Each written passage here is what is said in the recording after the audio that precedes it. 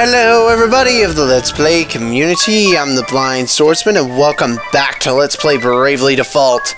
In the last episode, we finished off everything, killing off 6 dragons to get 6 keystones. In this episode, we're gonna head inside Vampire Castle and take on what's inside.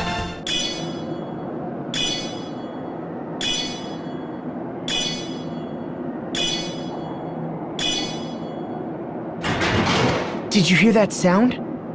I believe the gate is finally unlocked. That was anticlimactic. He could have at least included a flash, a bang, or a puff of smoke. Let's head in before Ringabel has a chance to flap his gums again. Oh, Ringabel, you're so stupid. Anyway, let's go inside. Welcome everybody to inside Vampire Castle. It's freezing in here. Even colder than it is outside. Look at all those paintings. Did we just stumble into an art gallery? They all have a sort of forlorn look to them.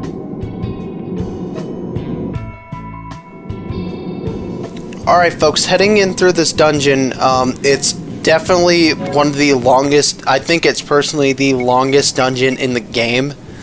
So, I have everything here for us, so we should be okay. I'm going to put everybody in an auto battle soon, once we actually get into some battles. I don't know the bios to every battle, unfortunately, or to every enemy in here, unfortunately. But we're going to explore this place and hopefully find some stuff. Okay, we got this. Whatever this is, I don't know. But I'm just going to use the strategy I've been using for the time being, just to make sure we're alright. We'll probably be okay with his not having to use Rampart every turn, because I'll probably kill them all with Phoenix Flights. Because I don't even know... Yeah, see? I already have killed everything with 601 damage. The problem is, at this point, I still have to heal everybody, so it's not an easy cakewalk. I don't have the easiest time in here because not everything has max damage. So, yeah. Okay. Let's see if I can kill this. Booyah. Booyah. Alright. Let's see what we can continue on doing. Woo! Circles! That was fun. Anyway, we gotta explore this whole frickin' place, which is gonna get annoying because I'm gonna run into battles the whole frickin' way. Okay, I got hit a lot in that one. Man, they give out a lot of job points in this place too. Man, this is one of the best places to get job points. I mean, holy crap, man. It just is.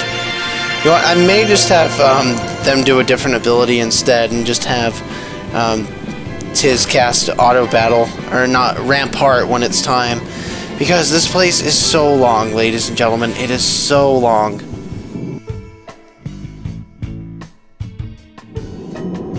My, what a large portrait. Is that Lord De Rosso? His wife was sure an attractive one. Oh, and it says something under the painting. Lester, eldest son of the House of De Rosso. Future clergyman of the Crystal Adventists and Cardinal of the Crystal Orthodoxy. Born in the land of Eternia on a cold winter's day. So, that's his mother, not his beautiful young wife. And that little baby is Lord De Rosso. Clergyman? Of the Crystal Adventists? Is something the matter, Agnes? The Crystal Adventists were the predecessors of the Crystal Orthodoxy.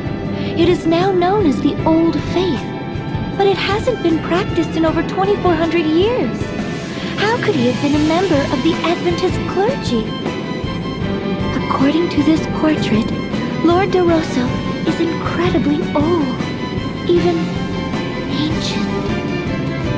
Yes, indeed. For I was born of these frozen lands in a time some 2,400 years from this day.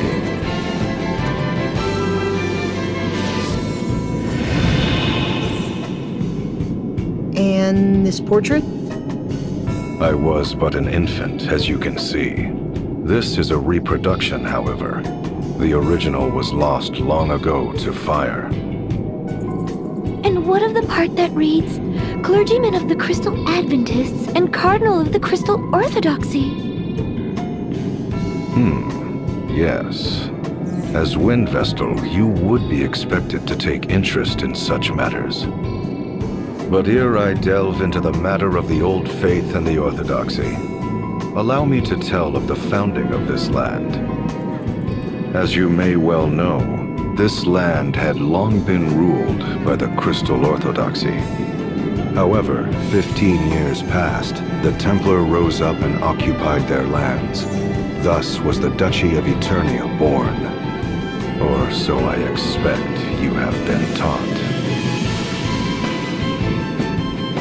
However, the Templar did not found a new state. In truth, he restored an ancient dynasty. He did? Long before the Crystal Orthodoxy ruled this land, it was known as the Kingdom of Eternia. In a time 2,400 years past, Eternia was a bountiful land blessed with 4 distinct seasons. The highlands were not as lofty as they are today. People and ideas flowed freely from other lands. The kings of Eternia were protectors of the Earth Crystal and the Crystal Adventists, ruling in peace for generations. To the west lay the castle of the House of De Rosso, hereditary dukes of Eternia with royal blood in their veins. Relations with the royal family were good, and ever did the kings of Eternia treat the dukes of our house with kindness. In return, the House of De Rosso did faithfully serve generations of Eternian kings. Jeez, man, can you guys, like, not do this right now? I do have places to go tonight, so you can't just be a douchebag like that. Actually, you know what I'm gonna do? I'm gonna actually just take everybody off auto battle, but I'm gonna put them in a different auto battle. Alright, I ended up killing something even though I had fire spells on it because I have... It looks like what I have equipped to Adia, or Anya's is awesome. I'll show you this. This is the killer bow. The killer bow has a very good chance. It's a slight chance, but I think it has a very good chance of killing an enemy. Like, it can kill it like first turn. It's pretty awesome. I love that bow to death. So I'm not going to set everything on fire, though, because there's a lot of things that are impervious to fire in here. So maybe I'll try water or something. I don't know. That was not a smart idea. Again, I just don't know the enemies very well in here. This is just so ridiculous that I have to go through this. Because I don't want to have to just continue healing. That's retarded. Fine. I'll figure out some way to get through this place, but holy cow, this is kind of dumb, actually. I may not be able to auto-battle, which is a stupid thing anyway. I want to be able to auto-battle and destroy everything and not have to work game. That's why I grinded so much, you dick. Yeah, that was a lot of job points I got just for that. Okay, now I'm going to take it off auto-battle. Hopefully I did. Because I don't want to do that. I don't want to die a whole bunch of times. Let's go ahead and look at this painting.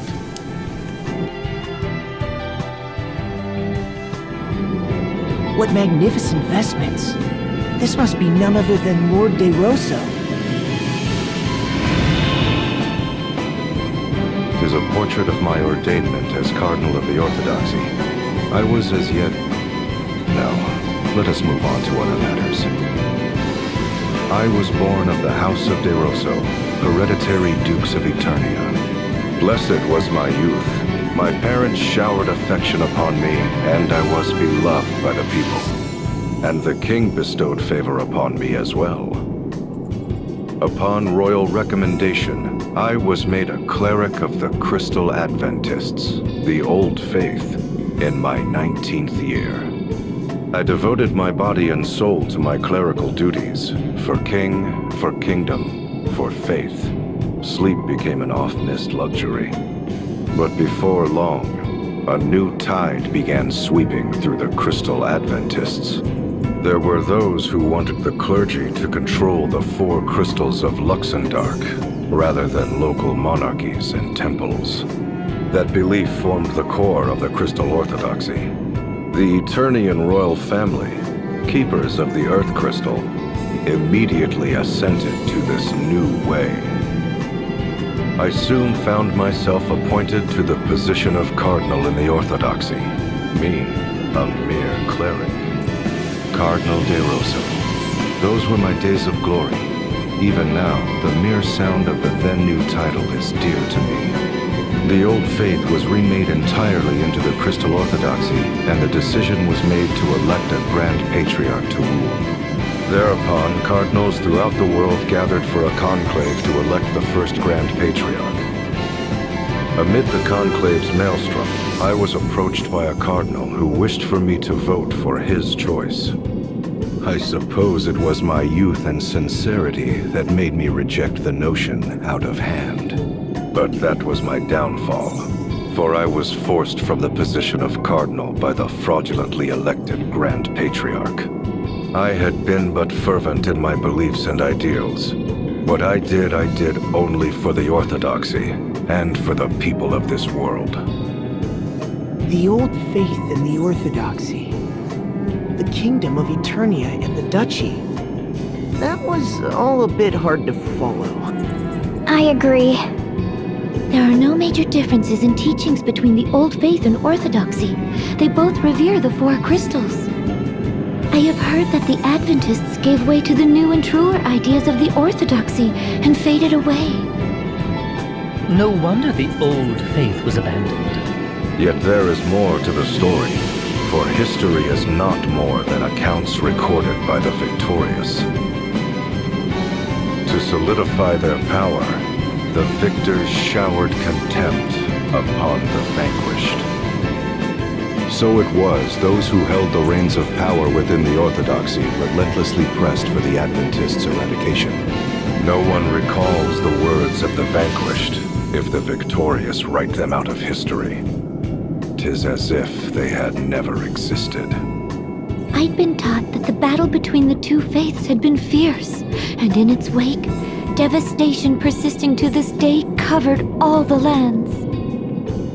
That is an uncharacteristically accurate account for the Orthodoxy, save for their false reckoning of time.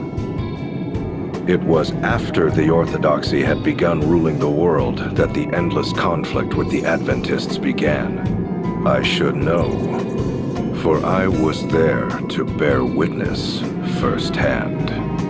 Lord de Rosso, how could you possibly be that old? Good lord, man. Oh, and a party chat? Are you kidding me? No.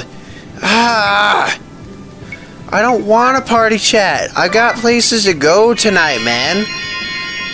Yeah, screw this crap. Ugh. What do you want? Lord de Rosso, Epic Octory. Ringabel, you were sewing logs the entire time Lord de Rosso was speaking. Sawing logs? She means you were sleeping. So was that obvious? Obvious, you were snoring like a bear. I was? You'll have to forgive me. Even I know that was really rude. That's it, even if it was an incredibly long and a bit arbitrary. That's right, Ringabel, you were really rude. I mean, your snoring even woke me up. What? You mean you were sleeping too, Adia? Oh my gosh. So stupid. Alright, Alright, took those down. I'm just gonna leave it on drain for now. We should be okay to take everything on and get out of here by doing that. So, I just want to make sure that I don't have to really battle. I can just auto-battle everything. Soul of what? I don't even remember that item right here because I have to fill in the bloody map. Ooh, we got Melsune, which, yeah, died pretty quickly, I might add, because we have so much power. So much power. And I'll be able to get out of here, because again, I have everything I need. I'm pretty well maxed out. It's just, cutscene. Another dickhead killed Agnes! You serious, game? You serious? Okay. Screw that. He's going to use a phoenix. You know what? I don't even care. I'm getting through this freaking place. I'm going to do it. I'm going to do it soon, because I'm getting tired of not being able to go through this place and just not dominating. So I'm gonna dominate anyway. I don't freaking care. I just better not run into too many of those stupid dogs because they like to hit back because they're douchebags. You know, you don't hit back when I have 30% or 40%, you know, stuff. So, you know, it doesn't make sense. You dick. There, I killed him.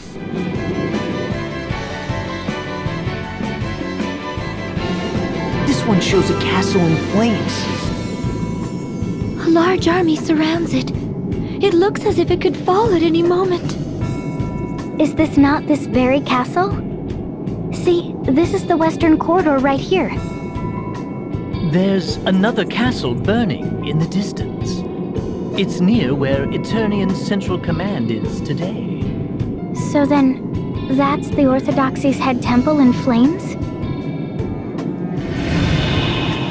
Nay, the distant castle in flames belonged to the King of Eternia, and the castle in the fore. 'Tis the abode of my family, the House of De Rosso. But why? Why would such a terrible thing? The kingdom of Eternia was suddenly beset by a great host from another land. We would later come to know that it was a four-state coalition sent by order of the Crystal Orthodoxy. They had been told the King of Eternia sought a return to Adventism and was arming for war against the Orthodoxy. The Grand Patriarchy used this fiction to order a great muster of forces from across the lands. Alas, I failed to heed the many warning signs.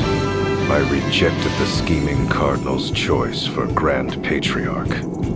But he succeeded in luring votes from other factions, and his became the ruling faction of the Grand Patriarchy. It was they who wished to establish Crystal Orthodoxy as the uncontested world religion. Under their orders, the castle of the Eternian King was besieged. It fell in mere weeks. Before long, the great host was at the gates of our castle, and my father lay brutally murdered. The water supply was poisoned, and the Orthodoxy's forces drew an ironclad ring around the castle. By then, the castle sheltered not but the elderly, the young, the wounded. There was no hope of resistance. I was forced to sue for peace, even offering my own mother as hostage per their demands. Yet that failed to break the siege. The commoners who had placed their faith in my family and me slowly starved to death. It was then that a letter arrived from a man. That man was the Cardinal, who had sought to influence my vote. The Fiend was now the officer in charge of the attack. He wrote that he would not accept my surrender. Such was the hatred he bore for me. Such hatred that he was willing to let countless innocents die. My mother had been murdered. Our castle was consumed in flames. That is the painting you see here. How could the Orthodoxy do such a thing?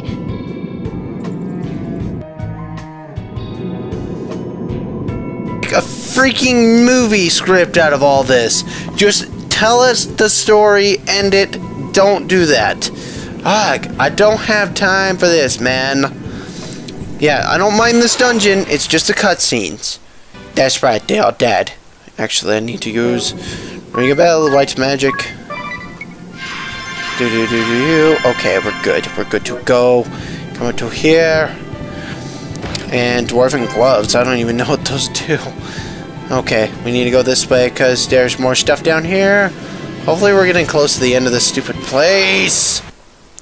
Alright, I killed him. Let's use Curator again.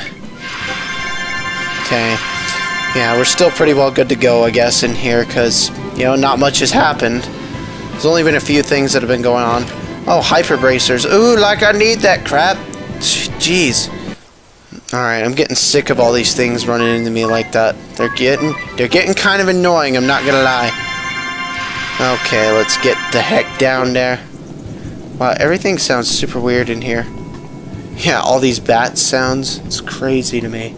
What is this?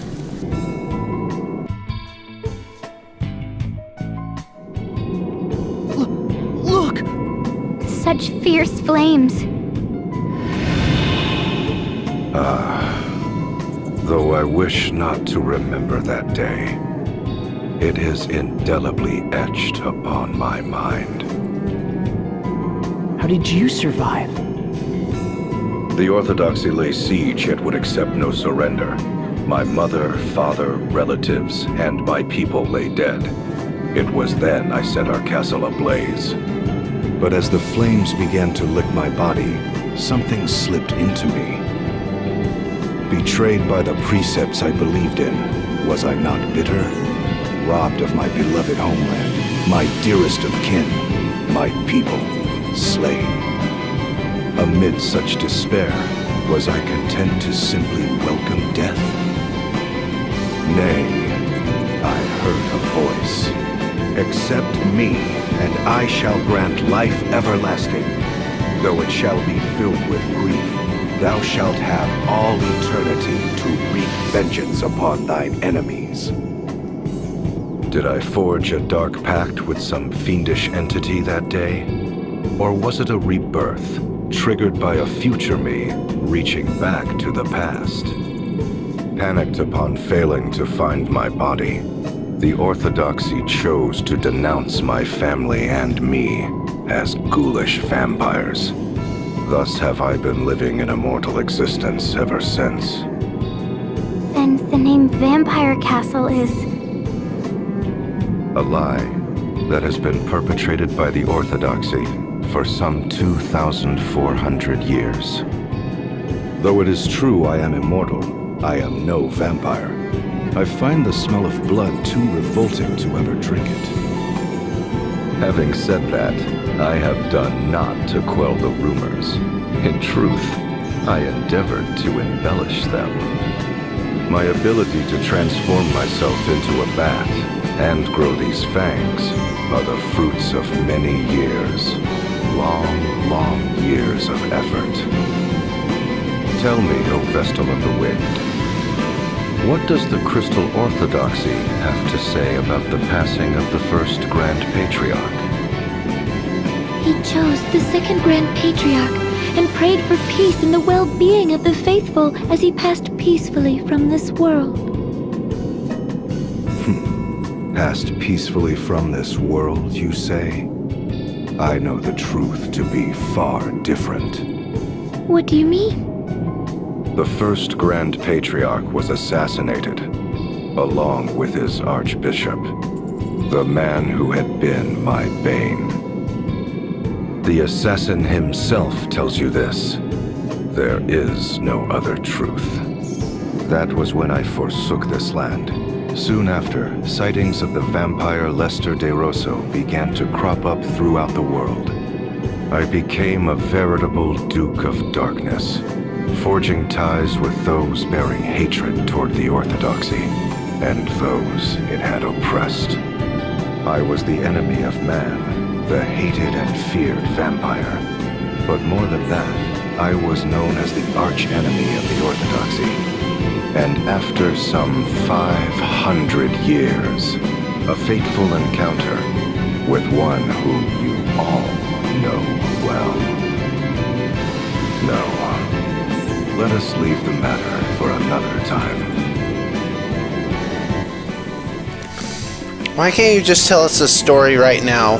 Because again, that's the only thing that really bugs me about this place. Other than that, like, aesthetically it's cool, it's kind of a fun dungeon to go through. But, go, shut up, man. I want to just get on with my life. Alright, took out some other stuff here. Let's see what's down here first before we do anything else. Probably head over to the other side here and just... Wow, this room is huge. I didn't even realize this. High potion time. 1, 2, 3, 4, 5. Woo! Woo! Okay. We'll be alright with Ringabel for a minute. I just want to go around here and fight enemies. Yeah, if you want to grind here for job points and experience points, this is a good place to grind too. but I figured I'd just get it out of the way right now. Let's just go on if I can, because I have places to go, and I'll come back and get this other stuff later. I understand that's stupid, and you're probably all like, dude, what the balls? But I really just, no. No right now, man. Can't do it, no. Not going to do it now, man. Alright, let's walk up to here and get into a battle. Because you're fat! There, I got a hard scale. You happy, game? You happy with me now?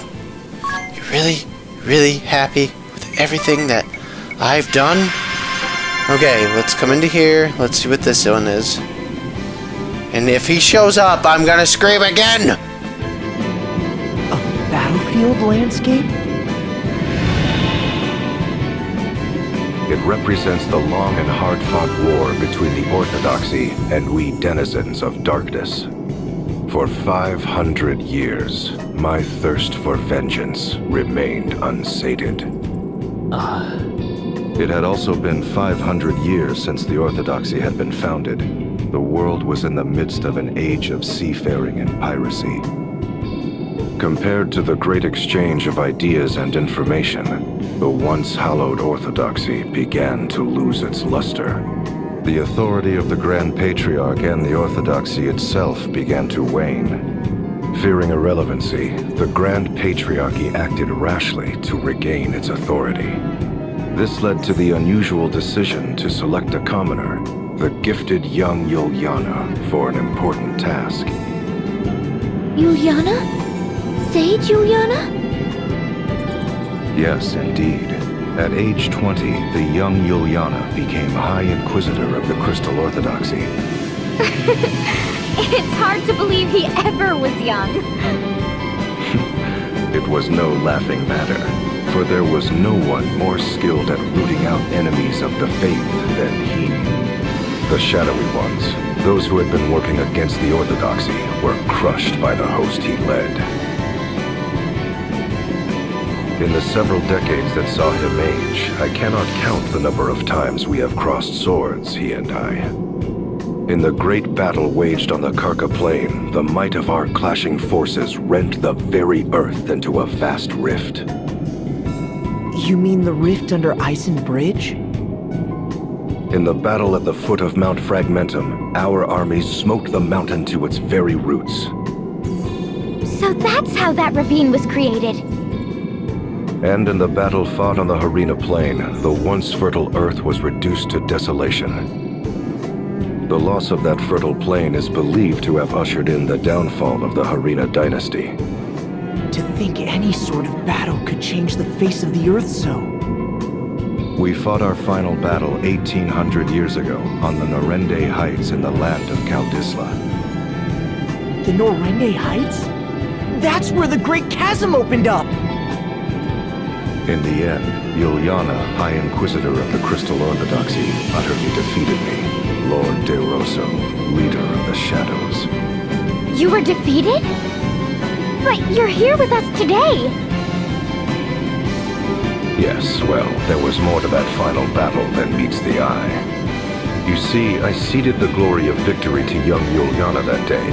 I say young in my reckoning, for he was already 100 then. Yuliana returned triumphantly to Eternia with what he claimed to be my remains. What he brought them was not human. And when the Templar attacked the head temple 15 years past, it is said they found my tomb deep underground. Ever dreading the darkness and my return, the Orthodoxy kept those duplicitous remains under arcane seal for over 1,000 years. 'Tis a tale replete with irony, is it not? Okay, this vampire is worse than Twilight. Seriously, I'd rather go watch Twilight than play this stupid dungeon. This is ridiculous, man. Shut your face. Can I just get to the end of this dungeon, please, man? Don't have time for this crap, man. Hopefully I can get to the end of this place. Arrgh. This is so ridiculous. Seriously. Alright, whatever. Alright, let's continue on. Ooh, I got a Mega Elixir. Mega Elixirs are awesome because they heal everybody all the way full, and they also fill up everybody all the way full on their MP, so it's nice. Yeah, if you want to get some decent job points, here you go. I mean, this is a place to be. This has a pretty decent grinding spot for job points. Actually, I need to use my magic again. Gosh dang it, man. Alright, here we go. Let's continue on. And keep going. Come on. Oh, are you kidding me? Alright, let's continue on because I know we won't get anything higher than 7,000 or lower. So, what is this?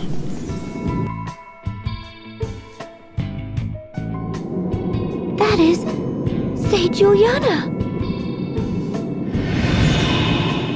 Yes, indeed. No one would mistake such a man for young now.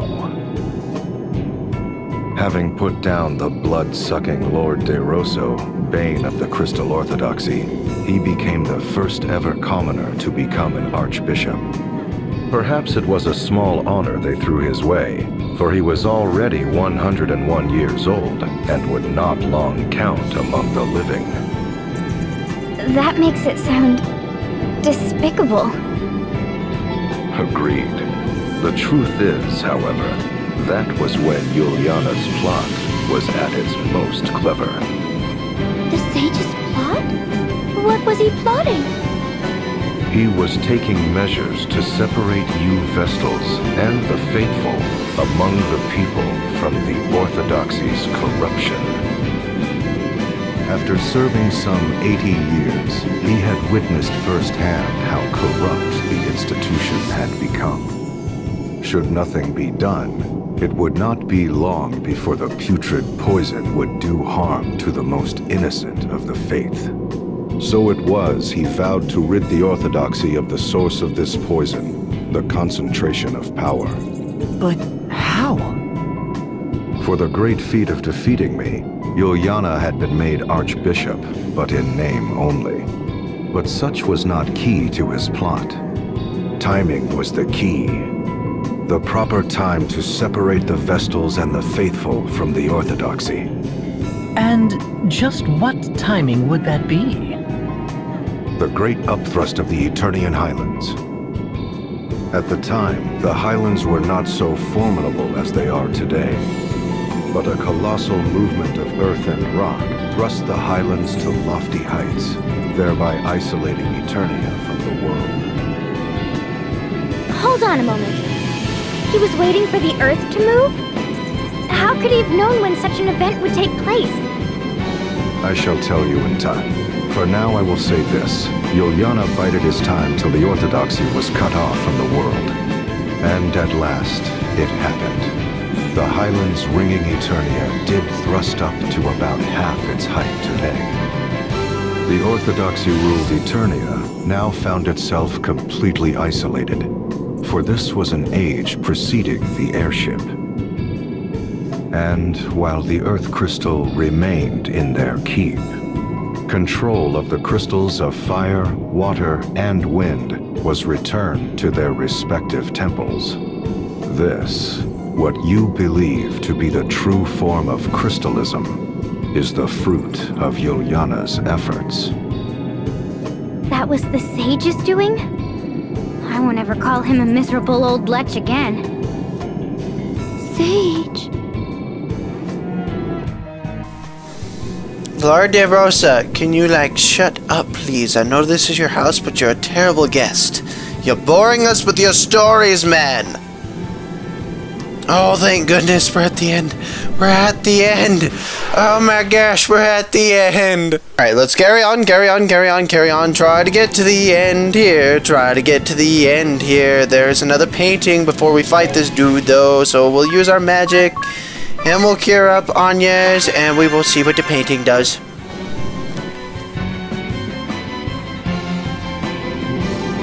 What is that glowing jewel-like object? I could swear I've seen something like that before. I believe you have seen a similar sight countless times. It is known as an asterisk. An asterisk? As in those objects we possess? Yes, indeed. The second stage in Juliana's plot against the Orthodoxy's authority was to deprive them of the power to grant vocations. Grant vocations? I'm afraid I don't follow. Before Juliana intervened, special approval was required to change vocations within the Crystal Orthodoxy. In this way, the institution grew rich through fat profits they called alms. Oh, so the Orthodoxy cornered the job market and the fees to participate therein? In layman's terms, yes. But Juliana exposed this fact before the reigning Grand Patriarch. It was then that Juliana approached panicked high officials and the Grand Patriarch himself with a proposal of pure genius. He showed them a stone known as an asterisk, saying the granting of vocation should be based on it, overseen by the Orthodoxy. Those who sought such vocations would apply to the Orthodoxy and pay a fair price. Anyone with the means to pay could thus learn a new job. That's no different from the old system where people had to pay alms. No different indeed. But the Grand Patriarch and his officials had naught but the material profits of the Orthodoxy in mind. Hence, they accepted Juliana's proposal without question, even appointing him to the important position of overseeing the new asterisk system. I fail to see how that really changed anything. Well, it did far more than you would guess, for he was the only one who knew how to make the asterisk stones. Why, that wily old fox? So it was Juliana robbed the Orthodoxy of its authority to grant jobs and took it for himself. What of the Orthodoxy's profits? Wouldn't they demand Juliana transfer the proceeds to their coffers? Juliana was long gone. Abandoning the seat of Archbishop, he fled with his knowledge of the asterisk craft. He also took arms and armor the Orthodoxy had seized from around the world, items of such power that their use was forbidden. He took them all and sealed them away in a hidden location. They now lie secreted away against the day the Orthodoxy's tyranny or some other impending doom threatens the people. He then hid himself in Juliana Woods until those who knew him reached the end of their natural lives. But that did not take long, for I led the forces of the shadows to ensure their swift demise. I had always believed the Crystal Orthodoxy required naught but the crystals, the Vestals, and the faithful. With the institution free of corruption, I returned to my homeland of Eternia after a 700-year absence. Where my family's castle once stood, I built a fortress of ice from whence I have been watching over the Orthodoxy's head temple. Meanwhile, Juliana retired to that land to tend to the Vestals, but you know of that better than I. Say, Juliana. Alright, luckily we're almost finished with this place. Actually, what I'm going to go ahead and do is turn off our random encounters because we have fought every enemy in here. It's not like a big deal. So, let's continue on. We're going to go through up here and grab this. And I'm going to save because we need some help here just in case. But let's save here. And you'll see how much time that I've had at this LP. I mean, I've been going for like 52 hours. So we're going to save and continue. And then let's go ahead and finally do this.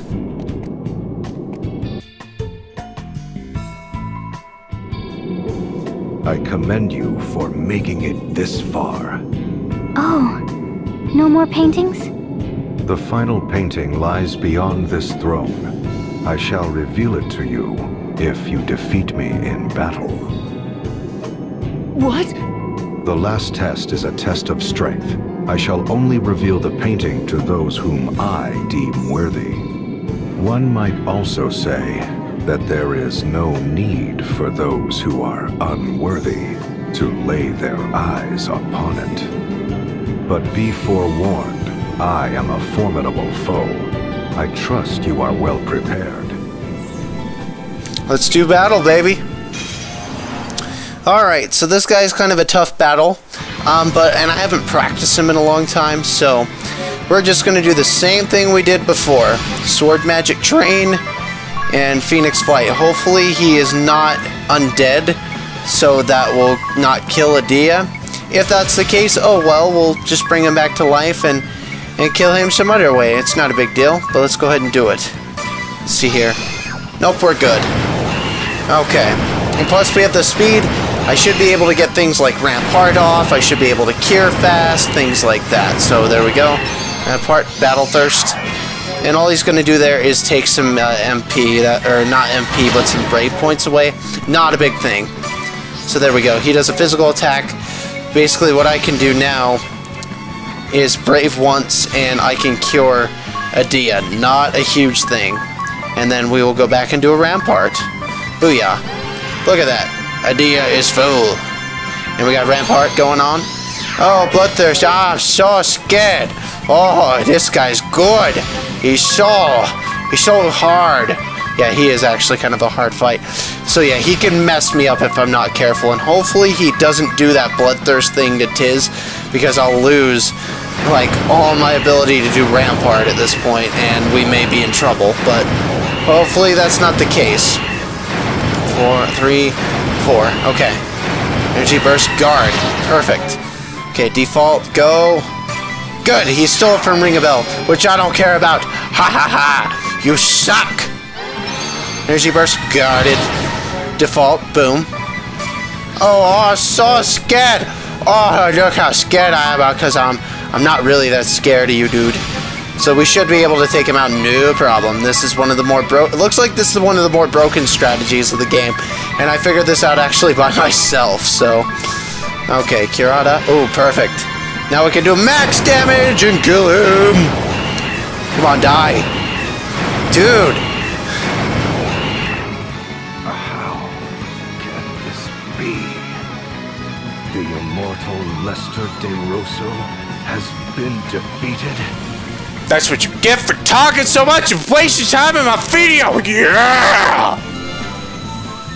You get a lot of job points for that, but we gotta make elixir as well.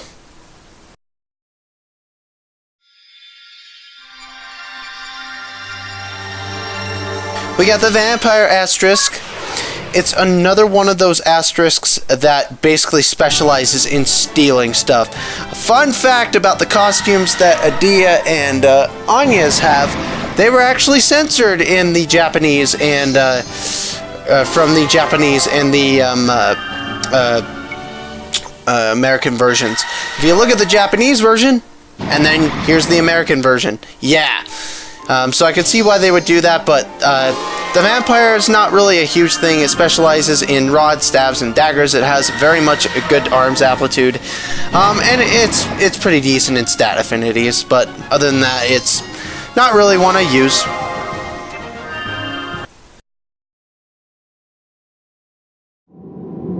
I am a man of my word. Behold the final painting.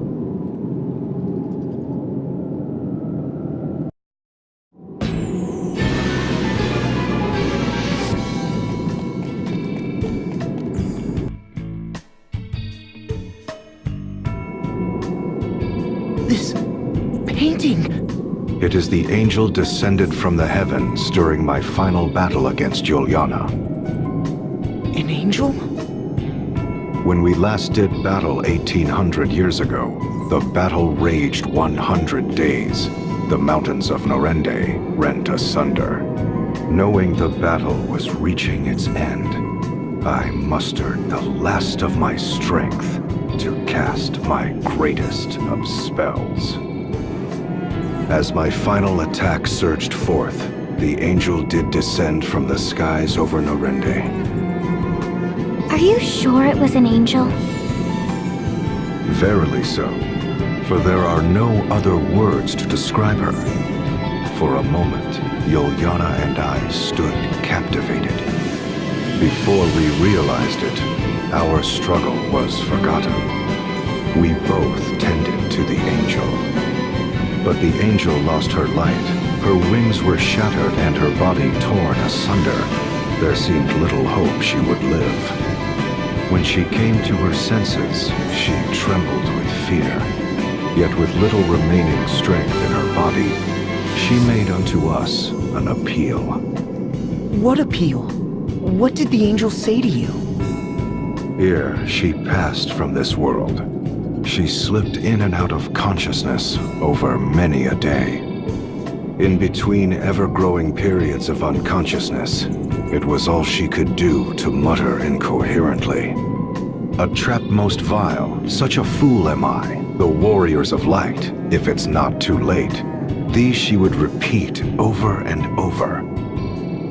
When she did come to her senses, she would speak of the calamity that had befallen her. She spoke of how Luxembourg was on the brink of doom, and spoke with precision of the events that has heralded its coming. She herself was surprised to find that she knew of details of our past, and events of the future as well. The struggle between the old faith and orthodoxy, the tragedy that would befall my family, my immortality, even events of the distant future. Distant future? Yes, for the angel spoke of events that have not come to pass even now. Events that await you in your future. She told of a bringer of evil who would appear in the guise of one friendly to the Vestals and seduce them into unleashing chaos in the name of awakening the crystals. This evil one would destroy Luxembourg by piercing the boundary that protects this world, and the opening of a great rift that sunders the earth shall herald its coming. The Great Chasm. The angel told of many other omens ere the great chasm would open. The light of earth shall raise up the north, and a deathly plague shall cover all the lands. Then shall a great rift rend the earth. She then entrusted me with a certain task, one that only an immortal such as I could fulfill. What sort of task could only an immortal fulfill? That I cannot say, for she swore me to secrecy, but thereupon she quietly passed from this world. For 3 days and 3 nights, my former mortal enemy Yuliana and I spoke of what had transpired. Ultimately, we vowed to join forces to prepare for the coming doom of which the angel had foretold. Oh, this dude is making me sleep. Oh, I'm just gonna leave it alone right now, but we did it!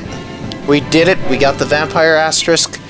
We finally did everything to set out for, finally finishing this chapter. We are so almost done with this chapter, ladies and gentlemen. We're going to actually go back inside really quick, because I need to go to that floor to get that treasure chest. I'll get that, and we'll be right back. So I'll meet you when I get there. Alrighty, folks, I am back, and now we can go ahead and get what's in here now. So, we'll go grab this. We get the magic armlets. There is another place, because I need to fill up the map, because I am OCD like that. So I am just the craziest of the cray-cray to do this. Let's see here. Ooh, more stuff. I missed 2 treasure chests. Alright. With that, we're going to head back outside. And we're going to go out of here. And I would like to actually be done with this place and be done with everything. So, I'd like to thank you all for watching. I'm the Blind Swordsman. I will see you in the next episode of Let's Play Bravely Default. We're going to go ahead and get finished off with Chapter 5, or get closer to that. Or Chapter 4. Take care, everybody, and have a fantastic day. Hey everybody, it's the Blind Swordsman. Don't forget to like and subscribe. Also, in this menu system I have here, you can go to the next episode and check out more videos on my channel. Thank you all for watching.